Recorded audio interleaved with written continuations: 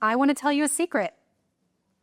As someone who's worked in advertising for over a decade, big brands, big budgets, big results, here's what I want to share with you. The most powerful ad in the world, it is not a Super Bowl commercial, and it is not a celebrity endorsement. It is someone you know saying, hey, you should try this. But for the past century, advertisers have been using the same playbook. Make you feel like you're missing out by making you feel like you're not enough. Because the perfect consumer buys impulsively, doesn't ask questions, and thinks their opinion doesn't count. Even better, thinks their opinion doesn't count because they don't have enough followers. But that is the biggest lie we have been sold. You do not need to be an influencer to have influence. Your friend who told you about jeans that fit perfectly? Influence. Your coworker who told you about that new coffee shop? Influence. Your mom who made you buy that new cleaning spray? Influence. So the problem isn't that we don't have influence. The problem is that we have been convinced not to use it. And so today, I want to teach you how to take it back.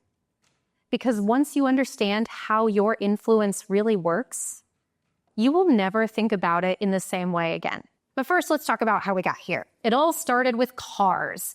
So back in the early 1900s, Henry Ford changed the game with the assembly line.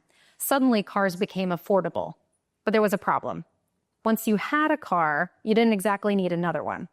So then General Motors came along with this new approach: sell cars based on status, not necessity. And so new car models, they were released every year, not because they were better, but because owning the latest one meant you had made it. And so fast forward a century, same thing happens today. New phone models are released every year. Fashion cycles trend every couple of weeks. The point is to make you feel like you're never done. And the key to that is overload. Because studies show that when we're overwhelmed, we're more likely to buy, especially when we see things like, hurry, only 2 left.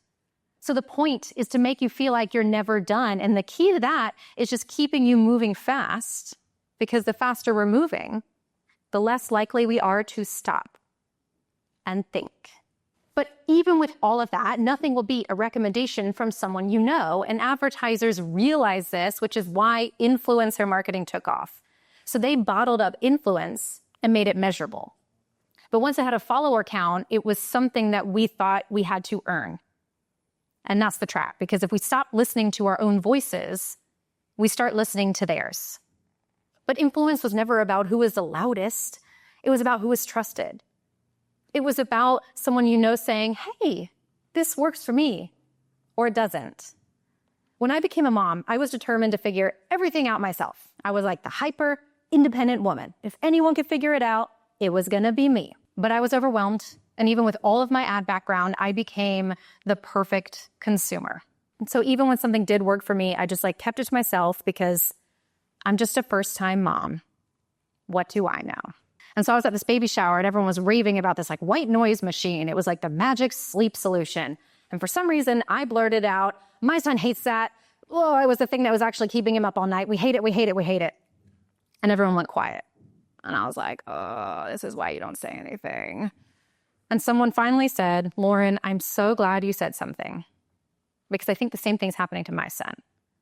And that moment, it just hit me like a wave. I was like, why are we so afraid of being seen in the wrong way that we forget someone is out there searching for what you know? It doesn't have to be the most popular option. It doesn't have to be the fanciest opinion. It just has to be yours. You don't need to be an influencer to influence someone's life.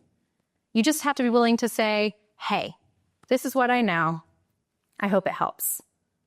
That is influence. That is power. And it has always been yours. For 300,000 years, humans have survived by relying on one another. If you wanted to know what plants were safe to eat, you didn't guess, you asked. If you needed to build shelter, you didn't just start doing it, you learned from someone else. Because our survival was dependent on the wisdom of our communities, on shared stories, on spoken advice, on trust. And the same thing is why we check reviews before buying.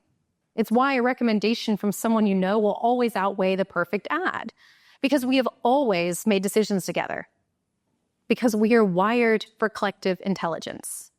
We are wired for influence. And when we act together, the market listens. When we wanted organic, grocery stores changed. When we started caring more about sustainable fashion, market shift. When we all started shopping on Amazon, brands followed. And so this is the thing. Consumer spend is 68% of the US economy. So you are not just some consumer. You are a major contributor.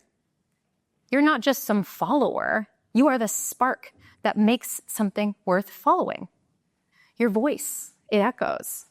Your choices, they ripple. And so what do we do with all this? First, we remember it's not about blame. Advertisers, brands, us, we're all just people figuring this out in real time. I've been on both sides. I've been the person crafting campaigns, and I've also been the person clicking add to cart. So we don't need to burn it all to the ground. We just need to shift what we build together. And look at brands, they're already doing this. They're like being more transparent. They're creating with their communities, not just selling to them. Because when we use our influence together to support in what we believe, to ask better questions, to make more intentional choices, we don't just shift trends, we shift power.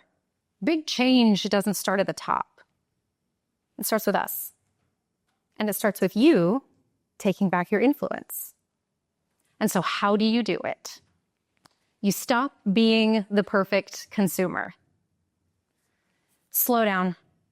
You do not need to respond to someone else's urgency. If it's that good, it'll be there tomorrow. Use your voice. You don't need a platform. What you say, what you know, it matters. Lean on your people. Build your community. Support those around you. Knowledge is power, but shared knowledge, it's transformational. Stop gatekeeping and start asking questions.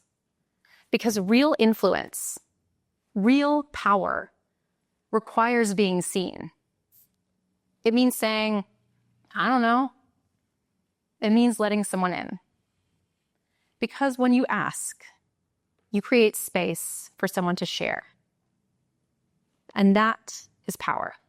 You don't need to be an influencer to have influence. You already have it. Thank you.